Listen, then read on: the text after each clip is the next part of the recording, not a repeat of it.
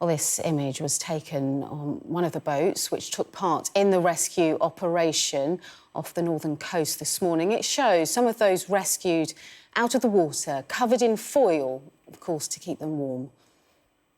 Well, according to the Home Office, their statistics, there's now been more than 100,000 people crossing the English Channel in small boats since they started compiling figures in 2018. And this year alone, there's been 15,071 people attempting the dangerous journey, and that was as of the 8th of August.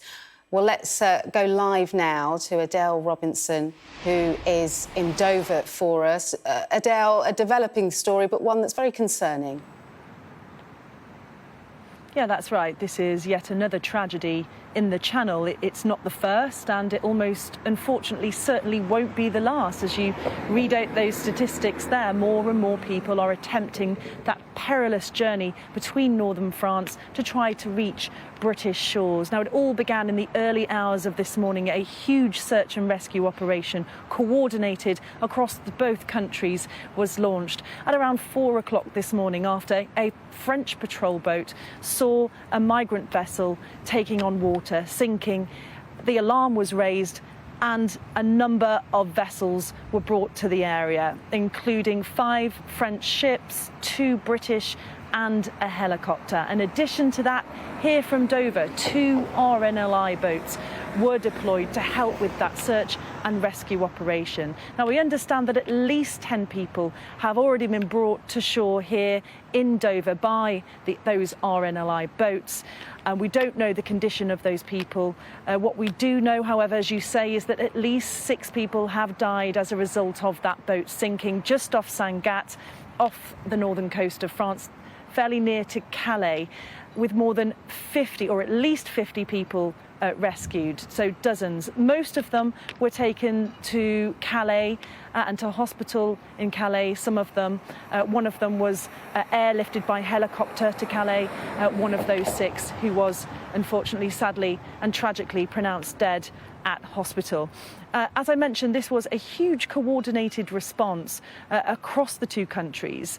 Suella Braverman, the Home Secretary, has this morning already been chairing what is known as the Small Boats Operational Command Gold. That's a command that was established in January of this year as a coordinated response to what is happening in the Channel, those small boat crossings, not just to do with people smuggling, but to do with any rescue that is undertaken as well. Now, we've heard from Suella Braverman. We've also been hearing responses from various different organisations in the UK and across the international community, and the refugee community, the migrant community, and some of their outrage at what has happened. I'll read to you a statement from the PCS union, that's the Public and Commercial Services Union, the PCS, who describe the UK government as having blood on their hands. They say it's clear they have no desire to prevent these dangerous crossings. Instead, they're pouring taxpayers' money down the drain on policies which are unlawful,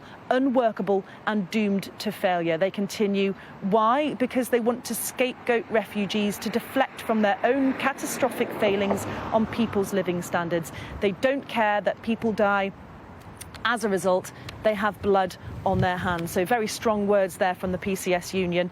Other responses from the Shadow Immigration Minister Stephen Kinnock describing this as an appalling and deeply shocking tragedy, also calling on the government to stop these crossings, defeat the criminal people smugglers, and asking for no more headline-chasing gimmicks, in his words, or madcap schemes that make everything worse. So we've had the response from Suella Braverman, the Home Secretary, saying that her thoughts and prayers are with those affected by this tragic loss of life in the Channel today, but outrage across the international community as to how to bring forward a safe passage policy. That's what many people have been calling for, to allow asylum seekers to claim asylum in a safe way. Clearly, though, those numbers that you read out before, of more than 100,000 migrants and refugees making the crossing to Britain since 2018.